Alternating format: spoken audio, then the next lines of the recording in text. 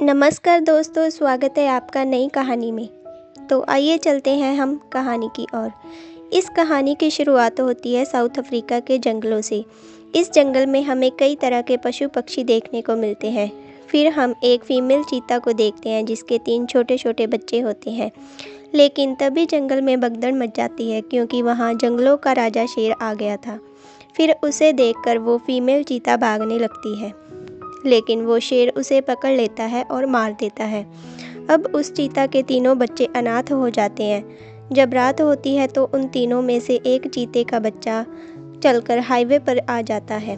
तभी उसे देखकर एक कार रुकती है।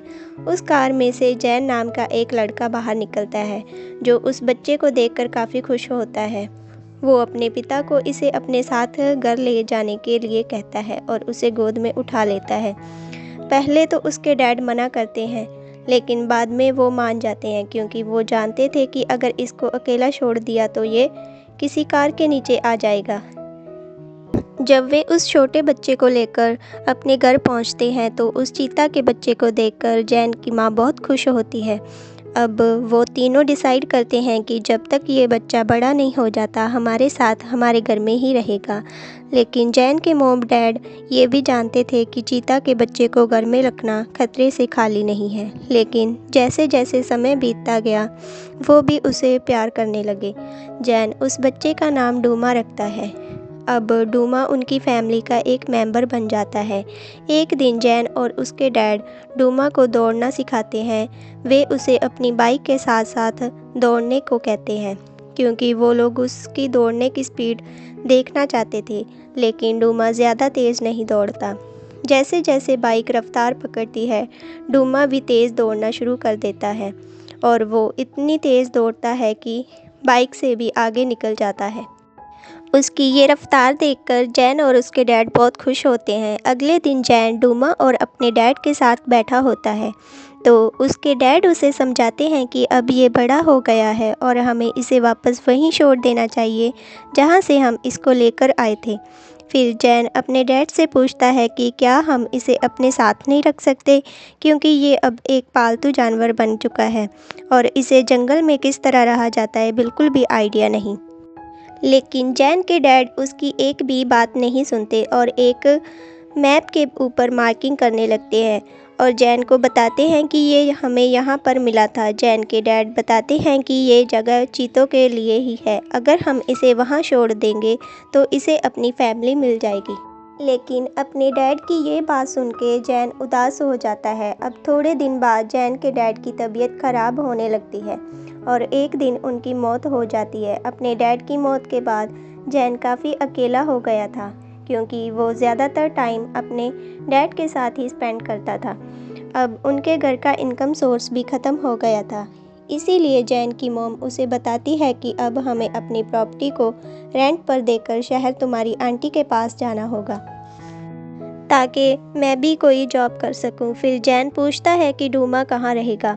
उसकी मॉम कहती है कि डूमा भी हमारे साथ ही रहेगा। अगले दिन जैन की मॉम डूमा और जैन को लेकर शहर की तरफ निकल पड़ती है। शहर में जाने के बाद वो जैन का एडमिशन एक स्कूल में करवा देती है और खुद भी अपने लिए जॉब ढूंढ लेती है। जब जैन और उसकी मॉम घर से बाहर होते हैं तो डूमा जैन की आंटी के पास घर में ही रहता है। लेकिन जैन की आंटी डूमा से डरी डरी रहती है। अब एक दिन जैन की मॉम उसको लेकर स्कूल छोड़ने जाती है तो घर का दरवाज़ा खुला होने के कारण डूमा घर से बाहर आ जाता है। वो उनकी कार का पीछा करते करते जैन के स्कूल पहुंच जाता है। जब जैन अपनी क्लास में पढ़ रहा होता है तो डूमा उसे खिड़की से देख रहा होता है। उसे देखकर जैन परेशान हो जाता है। फिर जैन बाहर जाने के लिए क्लास टीचर से परमिशन मांगता है, लेकिन उसके टीचर मना कर देते हैं। लेकिन जैसे ही बच्चों की नज़र डूमा पर पड़ती है तो सभी बच्चे डरकर वहाँ से भागने लगते हैं क्योंकि उन्होंने आज से पहले कभी भी चीता को इतने पास से नहीं देखा था। तभी जैन डूमा को ढूंढने लगता है। जब वो डूमा को ढूंढने के लिए एक वॉशरूम में जाता है तो वहाँ कुछ बच्चे आकर उसे तंग करने लगते हैं। लेकिन इससे पहले कि वो बच्चे जैन को कोई चोट पहुँचाते, वहाँ डूमा आ जाता है।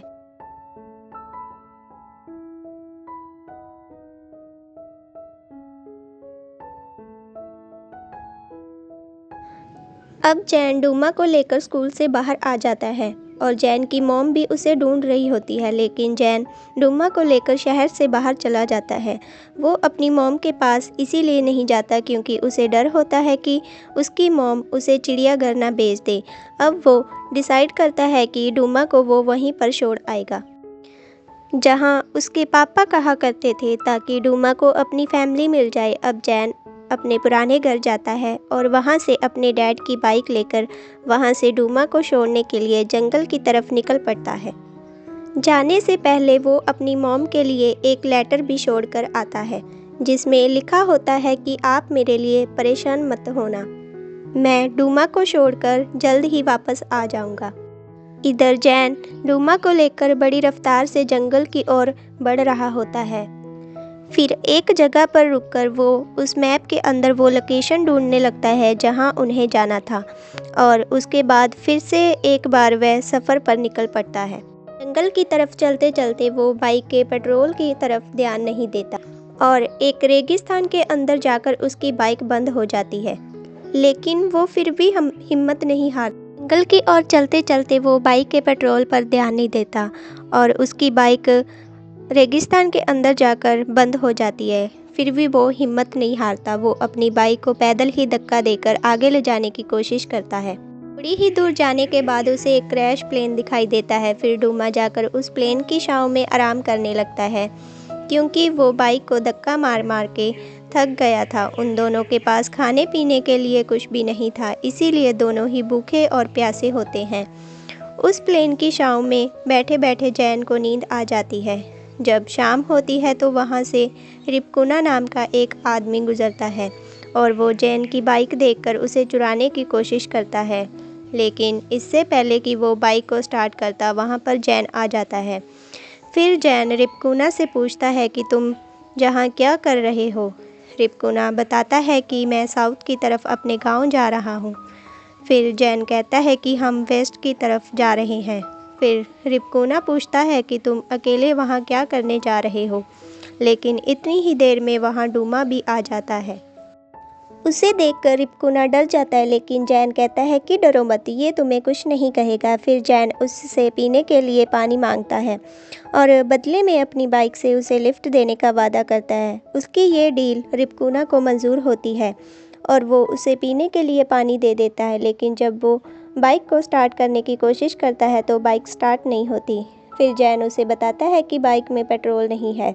इसके बाद रात होने लगती है तो वो लोग वहीं पर आग जलाकर सो जाते हैं, और अगले दिन जब सुबह होती है तो रिपकुना उस क्रैश हुए प्लेन से एक पैराशूट बाहर निकालता है और उसे पैराशूट को जैन की बाइक के साथ बांध देता है, जिससे हवा के दबाव के कारण बाइक आगे बढ़ने लगती है। अब वो तीनों अपने सफ़र पर निकल पड़ते हैं। अगले ही सीन में हम देखते हैं कि जैन की मॉम उसके जाने के बाद काफ़ी उदास होती है। फिर वो जैन के मिसिंग के पोस्टर पूरी सिटी में छपवा देती है, लेकिन फिर भी उन्हें अभी तक जैन की कोई खबर नहीं मिली थी। अब रेगिस्तान में चलते चलते वो एक ऐसी जगह पर आ जाते हैं जहां उन्हें अपनी बाइक को छोड़ना पड़ता है, क्योंकि सामने एक छोटी सी पहाड़ी थी और उन्हें उसके पीछे जाना था। वहाँ काफ़ी ज़्यादा गर्मी होने के कारण जैन और डूमा एक पहाड़ी की छांव में बैठ जाते हैं और रिपकुना खड्डा खोदकर पानी निकालने लगता है। थोड़ी मेहनत के बाद रिपकुना वहाँ से पानी निकालने में सफल हो जाता है। रिपकुना को ऐसे काम करने का एक्सपीरियंस था। इस पानी से वो तीनों अपनी प्यास तो बुझा लेते हैं, लेकिन उनके पास खाने के लिए कुछ भी नहीं होता। कई दिनों से भूखा होने के कारण वे कमज़ोर होने लगते हैं। तभी जैन अपने पास में से एक शतुरमुर्ग को देखता है। फिर डूमा को कहता है कि जाकर उसका शिकार करो। डूमा ने आज तक किसी भी चीज़ का शिकार नहीं किया था, इसीलिए उससे शतुरमुर्ग का भी शिकार नहीं होता, लेकिन वो उसे दूर भगाने में कामयाब हो जाता है। फिर वो अपने सूंघने की तेज़ पावर से शतुरमुर्ग के अंडों को ढूंढ लेता है। वो उन अंडों को खाकर अपना काम चलाते हैं। रिपकुना जैन से पूछता है कि तुम आखिर जा कहाँ रहे हो और क्यों जा रहे हो। फिर जैन रिपकुना को अपना मैप दिखाता है और बताता है कि मैं वहाँ डूमा को छोड़ने के लिए जा रहा हूँ, ताकि इसे अपनी फैमिली मिल सके। जब रिपकुना उस जगह को देखता है तो वो कहता है कि ये जगह तो काफ़ी ज़्यादा दूर है, वहाँ जाना खतरे से खाली नहीं होगा। तभी जैन कहता है कि मैं किसी भी खतरे से नहीं डरता। फिर रिपकुना जैन को कहता है कि आधे रास्ते तक तो मैं तुम्हें छोड़ दूँगा, लेकिन उसके बाद तुम अपने आप देख लेना। अब रात वहीं पर बिताने के बाद वो लोग अपने आगे के सफ़र पर निकल पड़ते हैं। जब थोड़ी दूर चलने के बाद जैन अपने कंपास में देखता है तो उसे पता चलता है कि रिपकुना उसे गलत दिशा में लेकर जा रहा है, लेकिन वो फिर भी इसके बारे में रिपकुना को कुछ नहीं बताता और उसके साथ साथ चलता है। रास्ते में उन्हें एक हीरों की खजान मिलती है, लेकिन तभी वहाँ जैन की मॉम एक हेलीकॉप्टर में उन्हें ढूंढने के लिए आती है। वो तीनों उस हेलीकॉप्टर को देखकर छिप जाते हैं। फिर वो हेलीकॉप्टर वहाँ से चला जाता है और रिपकुना उस खजान के अंदर जाकर हीरों को ढूंढने लगता है। तभी वहाँ उस गुफा के अंदर से तेज़ आवाज़ आती है। फिर जैन भागकर अंदर जाता है। जब जैन अंदर पहुँचता है तो वो देखता है कि रिपकुना वहाँ पर मिट्टी के अंदर दबा पड़ा है। फिर जैन उसे निकालने की कोशिश करता है और उससे पूछता है कि तुम मुझे नॉर्थ की तरफ क्यों लेकर जा रहे थे। फिर रिपकुना बताता है कि वो रास्ता लंबा था तो मैं तुम्हें पहाड़ी रास्ते से लेकर जा रहा था, क्योंकि ये रास्ता छोटा है। लेकिन जैन रिपकुना की बात पर विश्वास नहीं करता और उसे वहाँ ऐसे ही छोड़कर वहाँ से चला जाता है। आगे जाकर जैन को एक नदी मिलती है। फिर जैन उस नदी को पार करने के लिए सूखी हुई लकड़ियों को इकट्ठा करके एक नाव बनाता है और उस नाव के अंदर बैठकर डूमा को साथ लेकर अब जैन और डूमा जिस जंगल में पहुंच गए थे वहां पर और भी जानवर होते हैं। डूमा शिकार करने जाता है लेकिन वापस नहीं आता। इससे वो दोनों बिछड़ जाते हैं। फिर डूमा शिकारियों के द्वारा लगाए गए एक ट्रैप के अंदर फंस जाता है। डूमा को ढूंढते ढूंढते रात हो जाती है। तभी एक जंगली सुअर जैन के पीछे पड़ जाता है। जैन उससे अपनी जान बचाकर भागता है, लेकिन तभी जैन का पैर एक पत्थर से टकराता है और वो नीचे गिर जाता है। रात को जब जैन को होश आता है तो वो रिपकुना और डूमा को अपने पास में ही पाता है। फिर रिपकुना बताता है कि मैंने डूमा को पिंजरे से बाहर निकाला और तुम्हारी जान बचाई है। फिर जैन रिपकुना को थैंक यू कहता है और उसे ऐसे ही छोड़ आने पर माफ़ी मांगता है। फिर रिपकुना जैन को बताता है कि मैं पैसे कमाने के लिए शहर गया था, लेकिन वहाँ कुछ गलत लोगों के चक्कर में फंस गया, जिसके कारण उसे जेल जाना पड़ा। लेकिन अब वो सुधर गया है और वापस अपने गांव जा रहा है। फिर जंगल में उन्हें एक हिरन दिखाई देता है। फिर जैन डूमा को उस हिरन का शिकार करने के लिए भेजता है, लेकिन डूमा इस हिरन का भी शिकार नहीं कर पाता।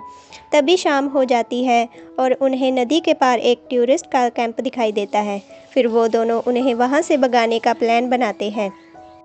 फिर जैन अपनी शर्ट के अंदर एक सांप छुपाता है और एक घायल की तरह चलता हुआ उन टूरिस्ट के पास पहुँच जाता है। फिर टूरिस्ट उसकी जान बचाने के लिए जब उसके पास आते हैं तो जैन अपनी शर्ट को खोल देता है, जिसके अंदर से सांप निकलता है।